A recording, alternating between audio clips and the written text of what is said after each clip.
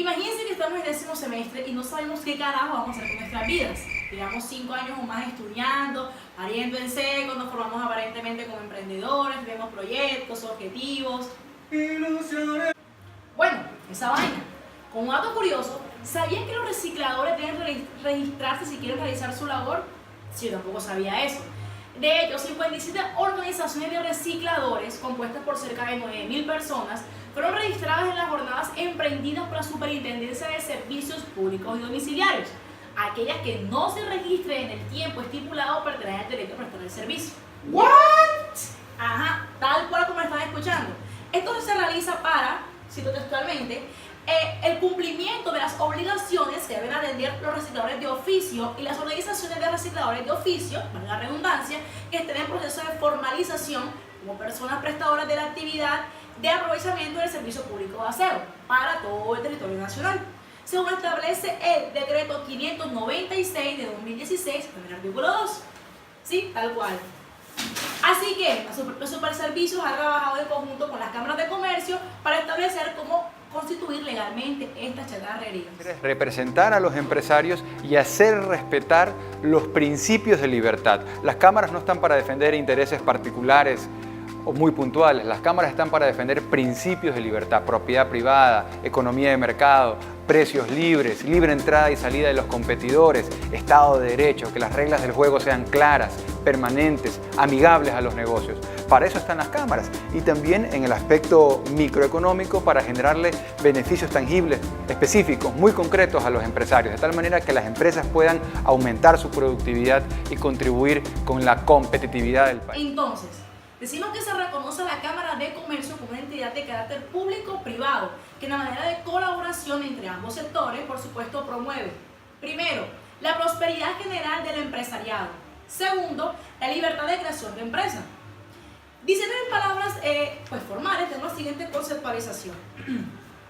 Como persona jurídica de carácter privado, las cámaras de comercio están obligadas a las normas de carácter público que les son aplicables. Y esto abarca actos de administración y contratación. Esto incluye también a los particulares que ejercen funciones administrativas por delegación legal, cuando así se disponga expresamente en las mismas, la cual tiene diferencias con la aplicable en los delegatorios de funciones públicas en virtud de un contrato o acto administrativo. ¡Lo entendí! Bueno, para desmenuzárselos un poco, la Cámara de Comercio en su facultad de personas jurídicas sin ánimo de lucro y de carácter corporativo y gremial, sujetas en la ejecución de todos sus actos de administración, gestión y contratación al derecho privado, cuya finalidad se basa en nada más y nada menos que defender los intereses del empresariado y, por supuesto, llevar el control de los registros mercantiles de las entidades sin ánimo de lucro y del registro único de proponentes delegados legalmente. Por supuesto, sin que estos obviamente hagan parte de la administración pública ni al régimen legal aplicable a las entidades que forman parte de las mismas. ¿En qué consiste el registro mercantil que llevan las cámaras de comercio? Consiste en llevar la matrícula de los comerciantes, sus establecimientos de comercio, así como el depósito de documentos de carácter mercantil con mayor relevancia para el comerciante, con el fin de generar confianza a sus clientes y proveedores, hacer visible su negocio, facilitar la obtención de créditos financieros y cumplir con los efectos jurídicos que señala la ley. Bueno, y si hablamos de alguna de las funciones que cumple la Cámara de Comercio como entidad pública, está la de llevar el registro de la matrícula mercantil. Pero, ¿qué es esa matrícula? Pues esta identifica y aprueba la condición del comerciante en su establecimiento frente a la ley, claro está, como la cédula que usted o yo tenemos y que nos identifica ante la sociedad. Esta está establecida en la ley 788 del 2012, que se llama número de identificación tributaria. Estas están asignadas a la matrícula mercantil, la cual deberán solicitar los comerciantes a más tardar dentro de 2 días calendarios, con el fin de incorporar todos esos efectos legales a dicha matrícula. Pero no es el vendedor ese que usted conoce que le vende el peto, la arepa, la nevera vieja, el portopío se le compra hierro. Según el Código de Comercio, en su artículo 10, el comerciante es aquella persona que profesionalmente ocupa alguna de las actividades mercantiles ante la ley, como por ejemplo las empresas constructoras, las operaciones bancarias o las editoriales. Bueno, claro está, Estas tienen que realizarla de manera permanente con capacidad de contratar y obligar a un tercero. La calidad de comerciantes solo se adquiere aunque la actividad mercantil se ejerza por medio de un apoderado. ¿Un qué? ¿Un qué? Apoderado. Eso. Intermediario o por interpuesta por otra persona. Y estas llevan ciertas costumbres llamadas costumbres mercantiles. Estas son uniformes, reiteradas y públicas. Uniformes porque son costumbres, ya son establecidas ante la ley y muy conocidas, reiteradas, constantes y transitorias. Y públicas pues son prácticamente... ¿Qué? Espérate, barámela más despacio. Claro, para que entiendas, claro está. Son públicas porque todas las personas las practican y las realizan ampliamente. Resulta que el barranquillero promedio tú le preguntas que si prefiere ser jefe o empleado y eso mejor dicho se pintan en el tronco de despacho fumando habano y dando órdenes. Pero ves a preguntarle si saben siquiera cómo montar su propia empresa o si más o menos saben cómo funciona el ente que regula el empresariado del país, es decir, la Cámara de Comercio. Vamos a hacer la prueba. Hey Angie, ¿tú qué quieres ser, jefe o empleado? No joda, pues la verdad que yo pienso que yo quiero ser jefe, no sé. Óyela, qué bonita. Quedan gringos. Pues déjenme decirles que entre las funciones que más se destacan son las siguientes. Según el artículo 86 del Código de Comercio, es servir de órgano de los intereses generales de comercio ante el gobierno y los comerciantes mismos. Adelantar investigaciones económicas sobre aspectos o ramos específicos del comercio interior y exterior y formular recomendaciones a los organismos estatales y semioficiales encargados de la ejecución de los planes respectivos. Llevar registro mercantil y certificar sobre los actos y documentos en él inscritos, como se prevé en este código. Dar noticias, sus boletines u órganos de publicidad de las inscripciones hechas en el registro mercantil y de toda modificación, cancelación o alteración que se hagan en dichas inscripciones. Asignación de peritos, Ley 22 de 1995. En el artículo 231 dice: peritos en los casos en que de acuerdo con esta ley o en el libro 2 del Código de Comercio deban asignarse peritos. Esta dará la Cámara de Comercio correspondiente al domicilio principal de la ciudad, a cuales y para tal fin elaborarán listas integradas por expertos en cada una de las respectivas materias. Otra función de la Cámara de Comercio es el llevar el registro de proponentes. Según la Ley 80 de 1993, en su artículo 22, todas las personas naturales o jurídicas que aspiren a celebrar con las entidades estatales contrato de obra, consultoría, suministro y compraventa de bienes inmuebles se inscribirán en la Cámara de Comercio de su jurisdicción y deberán estar clasificadas y calificadas de conformidad con lo previsto en este artículo.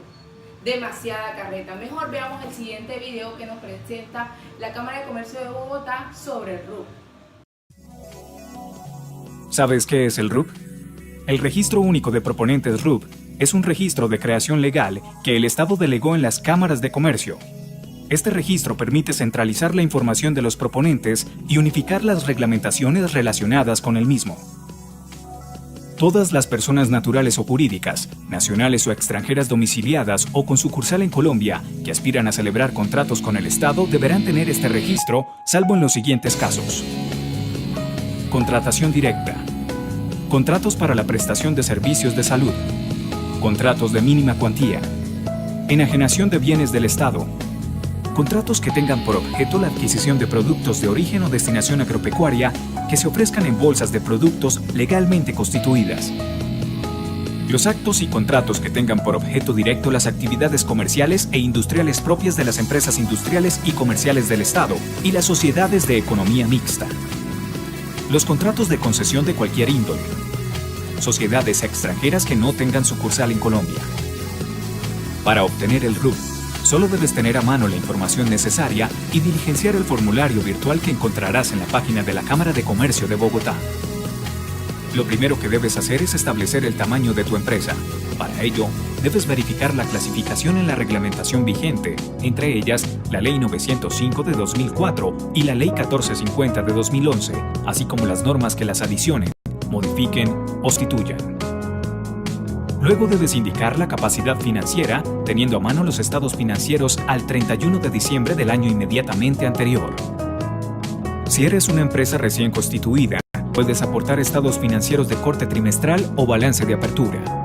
Es necesario que tengas en cuenta que cuando el proponente se encuentra matriculado en el registro mercantil o inscrito en el registro de sales, la información que incluya para el RUP debe ser coherente con la reportada en estos registros.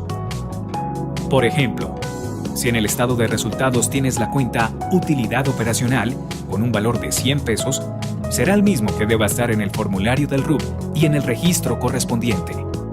Ten presente que para soportar la información financiera debes presentar los estados financieros auditados con sus notas y si eres persona jurídica además debes presentar los siguientes anexos, suscritos por el representante legal y revisor fiscal si se está obligado a tenerlo o por el auditor o contador. Principales cuentas detalladas del balance general. Principales cuentas del estado de pérdidas y ganancias. Cuentas contingentes deudoras y acreedoras. Si tienes grupo empresarial y una norma te lo exige, adicionalmente debes presentar los estados financieros consolidados, teniendo presente que la información financiera que debes diligenciar en el formulario del RUP es la del proponente. Ahora, si eres sociedad extranjera, debes presentar para el registro la información contable y financiera de tu casa matriz al cierre fiscal que corresponda, no de la sucursal en Colombia. Estos estados financieros deberán presentarse auditados, apostillados o con su cadena de autenticación y debes acompañarlos con una conversión a pesos colombianos que deberá estar suscrita por el representante legal y revisor fiscal de la sucursal en este país. Igualmente, si eres parte de un grupo empresarial, adicionalmente deberás presentar los estados financieros consolidados, teniendo presente que la información financiera que presentarás en el formulario del RUP es la de la casa matriz. El siguiente paso es relacionar la capacidad organizacional. En este punto, debes reflejar igualmente la información de tus estados financieros. Luego debes continuar con la situación de control y o grupo empresarial en donde deberás indicar si eres una sociedad que se encuentra controlada por otras personas, si eres controlante o si haces parte de un grupo de empresas. Ten presente que las personas naturales proponentes no deben indicar esta información. A continuación, debes clasificarte en los bienes, obras y servicios que ofrecerás a las entidades estatales, identificándolos con el clasificador de bienes y servicios UNSPSC en el tercer nivel. Lo siguiente que debes señalar es la experiencia en la provisión de los bienes, obras y servicios que ofrecerás a las entidades estatales y que debe corresponder a contratos que hayas ejecutado, no en ejecución, indicando las clasificaciones afines al objeto contractual de acuerdo con el Código Estándar de Bienes y Servicios de las Naciones Unidas, UNSPSC. Te sugiero analizar detenidamente el objeto de cada contrato con el fin de establecer la codificación más adecuada. Para que puedas identificar los códigos afines al objeto de cada uno de los contratos, puedes consultar el motor de búsqueda que la Cámara de Comercio de Bogotá tiene a disposición de los proponentes en su página web. Esta experiencia la debes certificar a través de un documento expedido por el tercero contratante que haya recibido los bienes, obras o servicios y deben corresponder a contratos ejecutados. Dicha certificación debe tener discriminado el valor del contrato en salarios mínimos mensuales legales vigentes y los códigos de las clasificaciones afines al objeto contractual. Si no tiene los códigos, deberás adjuntar una declaración suscrita por el representante legal de la empresa o por el proponente persona natural en la que relaciones cada uno de los códigos afines al objeto. Si no fue posible conseguir la certificación del tercero contratante, puedes aportar copia del contrato ejecutado acompañado de la declaración de clasificaciones mencionada previamente. Para mayor facilidad, puedes acudir a los modelos de certificación que se encuentran publicados en la página web de la Cámara de Comercio de Bogotá. Por último, debes diligenciar la capacidad jurídica. Si eres una empresa matriculada en el registro mercantil, la Cámara de Comercio de Bogotá ya cuenta con esta información, por lo tanto, no debes diligenciarla en el formulario. Si eres una sociedad extranjera o persona jurídica no inscrita en la Cámara de Comercio de Bogotá, debes acreditar las facultades y limitaciones del representante legal y su personería jurídica. Una vez tengas el formulario diligenciado, tienes dos posibilidades para radicar tu solicitud. Puedes hacer el trámite totalmente virtual, caso en el cual procedes a firmarlo vía web y a pagar los derechos de ley. También puedes hacer el pago de forma presencial, en caja, en cualquiera de las sedes de la Cámara de Comercio de Bogotá. Si lo haces presencial, debes imprimir y suscribir el formulario y todos los documentos soporte de la información para llevarlos y entregarlos en caja. Recuerda, si eres una sociedad sometida a inspección, vigilancia o control de la Superintendencia de Sociedades, debes adjuntar los documentos adicionales exigidos por la entidad. El certificado del RUC lo puedes obtener en forma electrónica ingresando a la página web de la Cámara de Comercio de Bogotá, realizando el pago en línea o acudiendo directamente a cualquiera de las sedes de la CCB. Es importante que tengas en cuenta que la información registrada en el RUC queda en firme a los 10 días hábiles siguientes a la publicación de la inscripción en el Registro Único Empresarial y Social, RUES, siempre que no se presente recurso contra la información inscrita. No olvides que debes renovar tu registro a partir del 1 de enero y hasta el 5º día hábil del mes de abril de cada año. En la renovación, deberás modificar tu información financiera. Si no lo haces antes de esta fecha, automáticamente quedarán cesados los efectos de tu registro, por lo que no podrás solicitar la expedición de certificados y tendrás que inscribirte nuevamente. Ten presente que durante el tiempo de vigencia de tu registro, puedes realizar actualizaciones en cualquier momento. Ojo, hay que tener en cuenta que las cámaras de comercio también verifican el pago de las obligaciones parafiscales para los proponentes que se inscriban en el registro de proponentes. ¿Y de qué manera? La Ley 80 de 2003, en su artículo 9, nos dice que cada vez que realice la inscripción, la modificación, actualización o renovación del registro único de proponentes, exigirán pruebas de las obligaciones parafiscales. Así que, bailas con el que no cumpla. Por un lado, las personas jurídicas deberán probar su cumplimiento mediante una certificación expedida por el revisor fiscal o representante legal. Y por otro lado, las personas naturales mediante declaración juramentada. El que no cumpla con esto se irá al caño. El Ministerio de la Protección Social o la Superintendencia Nacional de Salud impondrá una multa de 10 a 30 salarios mínimos legales vigentes. El revisor fiscal o representante legal firmante sin perjuicio del pago que deban hacer por los aportes que adeuden. Ahí les dejo el datico. ¿Y quiénes se encargan de recoger la platica? Será la Contraloría General de la Nación quien tenga el control y vigilancia del recaudo, manejo e inversión de los ingresos de la Cámara de Comercio conforme al presupuesto de la misma. Cabe recalcar que debe estar previamente aprobado por la Superintendencia de Industria y Comercio, y esto está establecido en su artículo 88 del Código de Comercio. Mi amor, justamente ya le iba a decir a la gente de la puya tributaria eso que tú me estás preguntando. Dale, chao. Qué estrés. Esto que le estaba diciendo a ella es sobre el registro de entidades sin ánimo de lucro, que se habla en el decreto 2150 de 1995, en el artículo 40, donde dice: suprímase el acto de reconocimiento de personería jurídica de las organizaciones civiles, las organizaciones o corporaciones, las fundaciones y las juntas de acción comunal y todas las entidades privadas sin ánimo de lucro.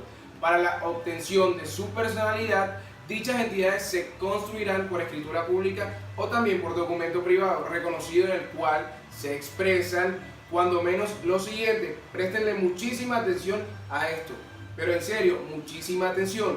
Primero, el nombre, identificación y domicilio de las personas que intervengan como otorgantes. Segundo, el nombre. Recuerden, la clase de persona jurídica, el objeto, el patrimonio y la forma de hacer los aportes, la forma de administración con indicación de las atribuciones y facultades de quien tenga a su cargo la administración y representación legal, la periodicidad de las reuniones ordinarias y los casos en los cuales habrá que convocarse una reunión extraordinaria. Son muchos, en realidad, se me fue la palabra, ¿cómo es? Trámite. Eso. La duración precisa de la entidad y los causales de disolución. La forma de hacer la liquidación una vez disuelta la corporación o la fundación. Las facultades y obligaciones del revisor fiscal, si es del caso. Nombre e identificación de los administradores y de los representantes legales. Las entidades a que se refiere este artículo, el artículo 40 del que estamos hablando, formarán una persona distinta y de sus miembros o fundadores individualmente considerados, a partir de su registro ante la Cámara de Comercio, con jurisdicción en el domicilio principal de la persona jurídica que se constituye. Bueno, y entre otras de las funciones que tiene la Cámara están la que se encuentra establecida en la Ley 222 de 1995 en su artículo 41, depósito de los estados financieros. Las cámaras deben llevar estos estados financieros que se encuentren aprobados por las asambleas o las juntas. Este pedirá copias de tales documentos a quienes los soliciten y paguen los costos, obviamente, correspondientes a este trámite.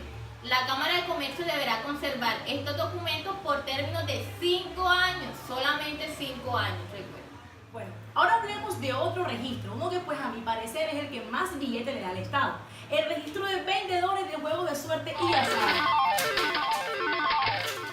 Y todo esto se encuentra en la Ley 643 de 2001, el artículo 55.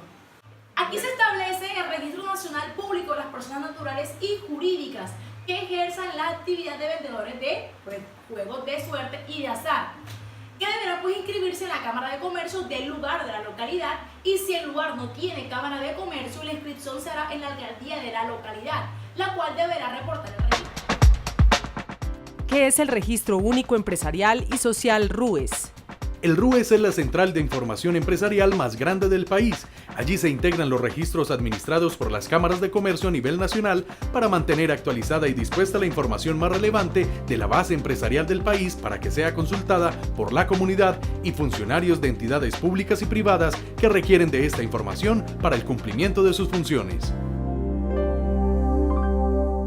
Estando en un país tan burocrático como Colombia, donde todos son papeleo, filas, trámites y corre-corre, existe una luz en el camino. ¿Cómo? Así es.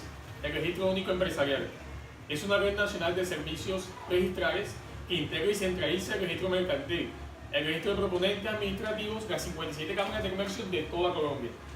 Su marco legal se apoya en la Ley 590 del 2000, en la cual en la circular 5 del 2002 de la Superintendencia de Industria y Comercio es operado por Confecámara desde el 1 de enero del 2005.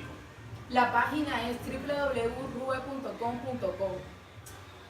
A través de esto, desde cualquier Cámara de Comercio del país se puede, primero, solicitar y recibir certificados en línea de registro mercantil y registros proponentes. El segundo es verificar y controlar que el nombre de las empresas sea el único del país. El tercero es realizar las matrículas y renovaciones o cancelaciones.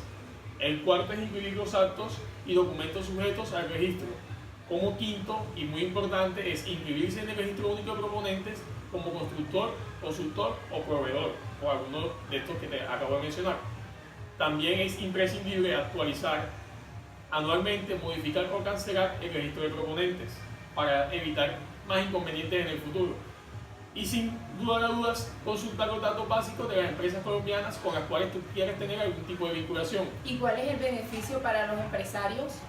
Bueno, los empresarios tienen múltiples beneficios, pues te puedo nombrar. El primero es la protección del nombre comercial a nivel nacional. El segundo es la información nacional disponible, oportuna y actualizada de cada uno de esos empresarios para tú verificar con quién estás haciendo negocios. El tercero es menos trámites, menos costos, menos tiempo y seguridad jurídica. Y el más importante de todos es el mayor número de centros de atención que hay en el país. Esto de las cámaras de comercio es tan complejo en su estructura que incluso cuando se va a elegir un vendedor hay que convocar unas votaciones internas, tal como lo especifica el siguiente artículo. No joda, pero deja de hablar tanta paja y explica, vale. Bueno, escucha, préstame atención. La Ley 850 del 2013 nos indica en el artículo 3.16 que las organizaciones civiles o los ciudadanos procederán a elegir de forma democrática o con votaciones a todos los veedores. Luego de esa elección o de esa votación, ellos tienen que hacer un acta, una elaboración de un documento en el cual apunten todos los datos importantes de dichos veedores, como la identidad, el lugar de residencia, la duración y el nivel territorial donde se encuentran dichos veedores. La inscripción del documento se realizará únicamente ante las personerías municipales o distritales y también ante las cámaras de comercio, quienes deberán llevar un registro público de las veedurías inscritas en su jurisdicción. Existe otro tipo de casos que es en los casos de las comunidades indígenas. Esta función solamente será asumida por las autoridades propias de dicho lugar. Y también la financiación de programas de desarrollo empresarial, muy importante, que está establecido en la Ley 905 del 2004 en su artículo 23.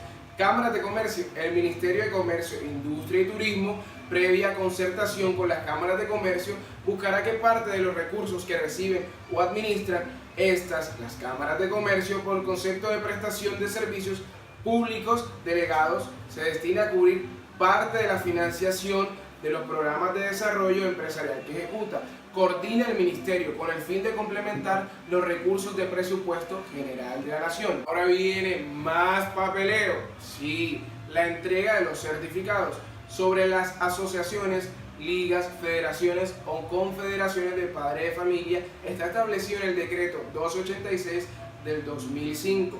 Quiero citar en el artículo 15, inspección y vigilancia. La Secretaría de Educación de los departamentos, distritos y municipios certificados ejercerán la inspección y vigilancia sobre las asociaciones de padres de familia de su jurisdicción y con tal fin de que cumplan la Constitución, la ley y sus propios estatutos, y con el tal fin deberán mantener información actualizada, muy importante, sobre la existencia de estas organizaciones.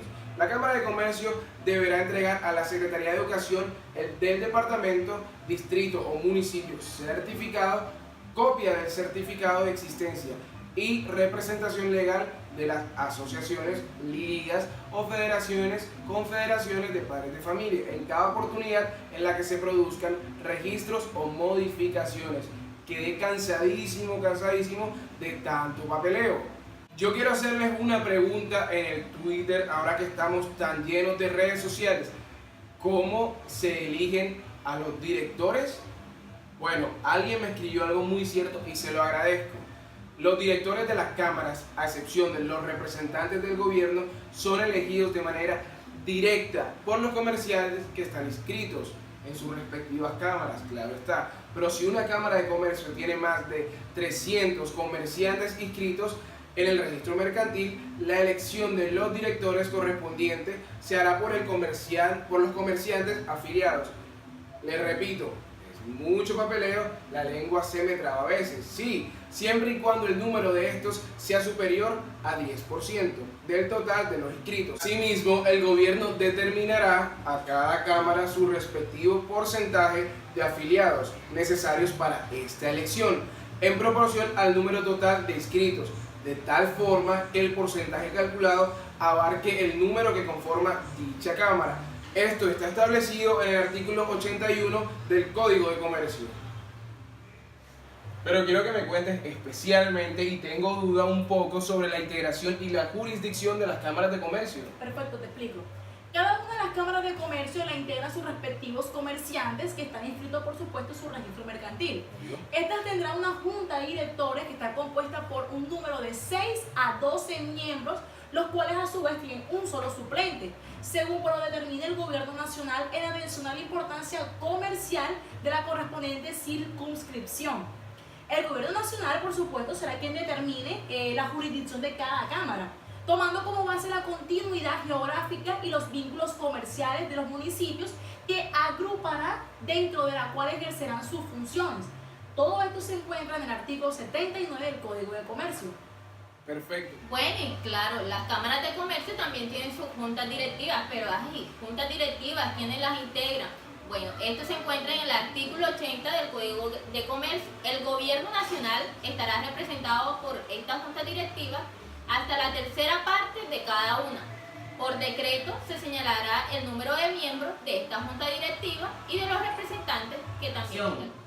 Esta mañana, chequeando nuestra cuenta de Twitter, la Puya Tributaria, que la pueden visitar y pueden seguirnos en cualquier momento, muchas personas me están preguntando qué es la Confecámaras. Entonces vamos a hacer un pequeño resumen para que ustedes puedan entender qué es esto, lo que se está preguntando. La Confederación Colombiana de Cámaras de Comercio, o por su acrónimo Confecámaras, agremia y representa a las 57 entidades del sector que existen en toda Colombia, en todo nuestro territorio. ¡Hola! De poco. Son bastantes, y estas trabajan primero en propiciar la competitividad y el desarrollo regional a través del fortalecimiento de las cámaras de comercio como instituciones y la representación proactiva de toda la red del Estado para promover la competitividad de las regiones colombianas en temas como la formalización, el emprendimiento, la innovación empresarial y el desarrollo de dichas empresas.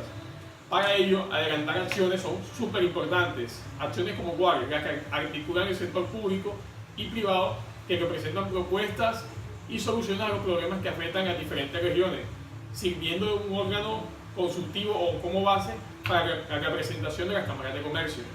Bueno, entonces, según el artículo 96 del Código de Cámara de Comercio, las cámaras de comercio pueden confederarse siempre y cuando únicamente estas se reúnan de forma de confederaciones no menos del 5% de todas las cámaras de comercio del país. Cámara de Comercio de Barranquilla.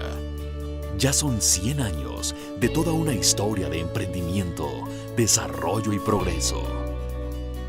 Gracias a los empresarios que la conforman, quienes son orgullo del Atlántico, nuestro presente nos augura un futuro próspero en nuestra región Caribe, tierra de emprendimiento y creatividad, donde la puerta de la modernidad se abre para Colombia con nuevas oportunidades. Durante este siglo, promovimos un camino audaz de la mano de nuestros empresarios, soñando en grande, anticipando siempre los mejores escenarios para la competitividad de la región y el país, dinamizando redes estratégicas de negocios o clústeres empresariales. Siempre actuando con pasión, la Cámara y sus empresarios han gestionado los más importantes proyectos empresariales y de infraestructura, con programas para el desarrollo cultural, cívico y social de la ciudad. Hemos llegado a ser emblema de la historia positiva de Barranquilla y el Atlántico. Durante un siglo, la Cámara de Comercio de Barranquilla sintió la gran responsabilidad de impulsar el desarrollo y la formación de la ciudad y de la región, enfocados en aquellos pequeños con ideas esperanzadoras y dando la oportunidad de ayudar al empresario local a ser más competitivo. Todos somos Atlántico. Y con la base de este luminoso presente, seguiremos trabajando por un ambicioso porvenir, creando un impacto positivo, siendo la agencia más importante para el desarrollo de nuestra región. Y pensar que fue aquí donde todo comenzó. Nos estamos preparando para nuestros 100 años. Nos estamos concentrando en elevar los estándares de servicios para beneficio de nuestros empresarios, nuestros clientes y usuarios. Evolucionamos para convertirnos en una entidad de alto desempeño. Cámara de Comercio de Barranquilla. Aquí estamos, hace 100 años.